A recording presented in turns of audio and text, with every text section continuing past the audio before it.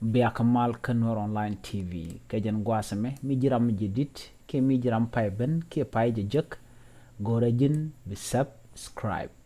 gorejin bi channel bi support gore bejin bi royni titi bi nyak ba kaneden kokien gore bejin bi cerku bi ke laspin ke bi dor bi jagor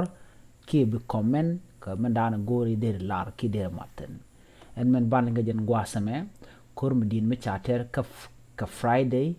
ka sudan te ka kurm chater ter ka sudan ajen kodan ban nga jen gwasame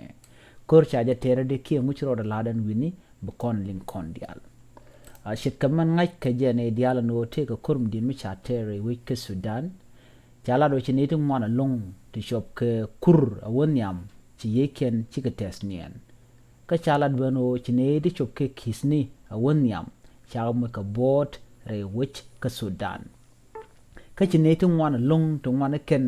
chicken jien re wich ka sudan ci ka put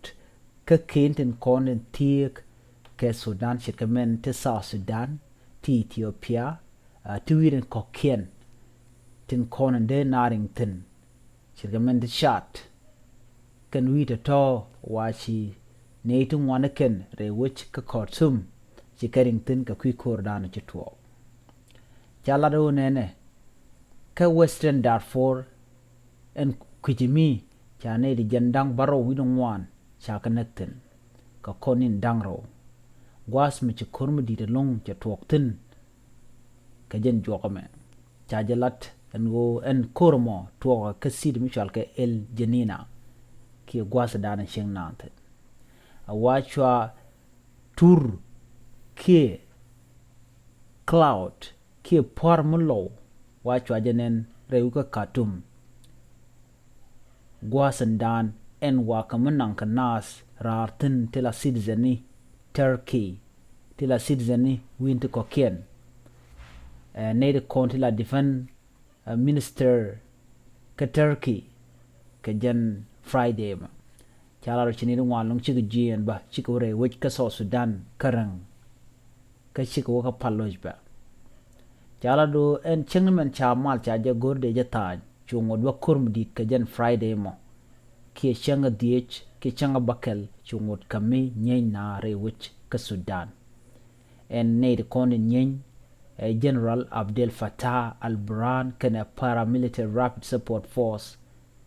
mi roike wun mishalke Mamet Amdan Daklo KMT waken en maldan chigan ladde lat ka kor nindi chop jan dok washi kene yar shirkeme chikan male shalat ka kor nindi jan dang baro widro chikan yar ba kene den kontin te kor kitin nyen kan ka rolling gwand ken dial chen mi chala de na te nin dok de na tre mala ka je kan kana nok ci United States ba ken Saudi Arabia ken wi African Union de koken ci kenetin ke ji United Nation ken de koken gwi ken o don de mal der bere wich ka Sudan ka dobe chalat ka jeno de ken mal de ken tan wa man te ka Michel power struggle lo gorano der wich men te kam brand ken daglo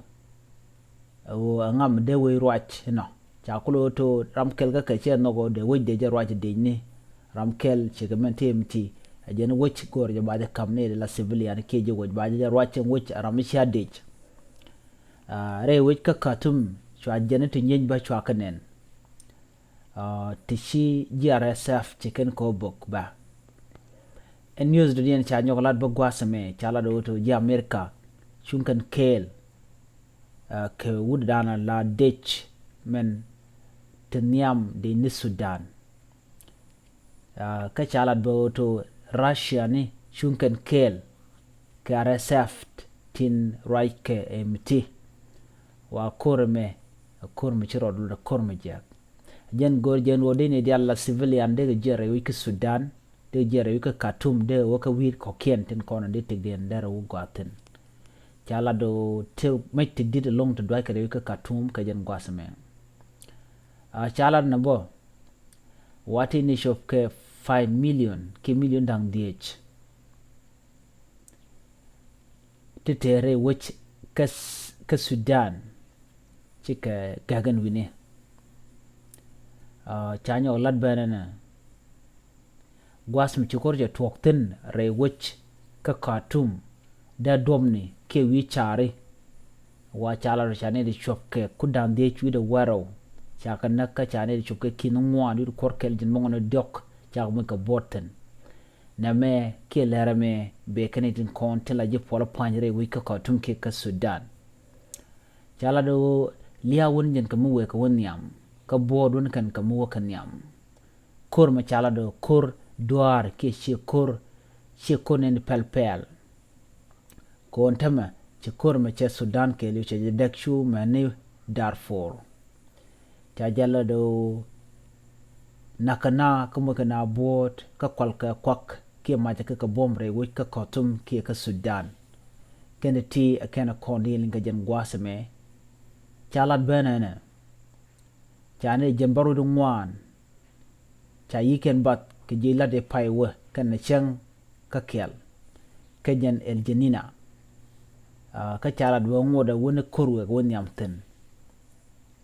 mano den cha nyog lat bana chalat do tele kon ke piu to maske hen wini ke gwas mi de kon de jakokten chalat nay dialan kon tin ci dot dawch re wi ka Sudan ke Khartoum tin tele me bakarar ka jam ci ke me cha ngajo ci korche tuong na gwase dan chu men wale ala city Khartoum wa ngwan ne tu ngwan to kwel ko ngwane yar karek ka kwi ko to korteten cha gwas kwang to ngwan cha ka gat cha beng ne cha ka gat ba gwas dan tie ka gwas cha le bar associations cha jet cha albran kana daklo cha ka te yin mono yen de yen ko den kap chong kor ma chi kor mu gwa kor mu jiääk betugne ne kunte la civilian re woch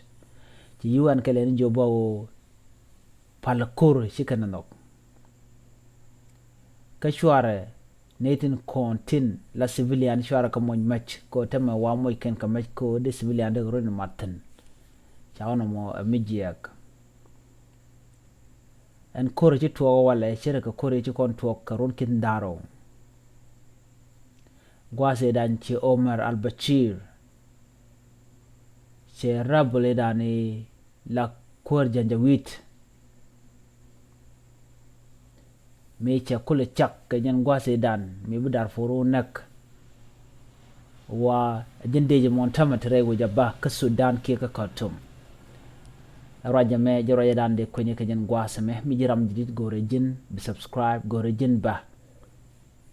bi je nyaak bakani de ko ken kamite ko mi de lar chet ke sharu ke men bare luaido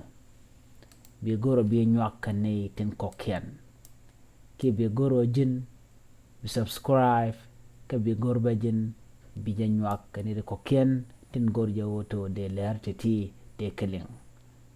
biata kamal mi jiram jidit ko gore jin ba bi shar bi je ko pring bye bye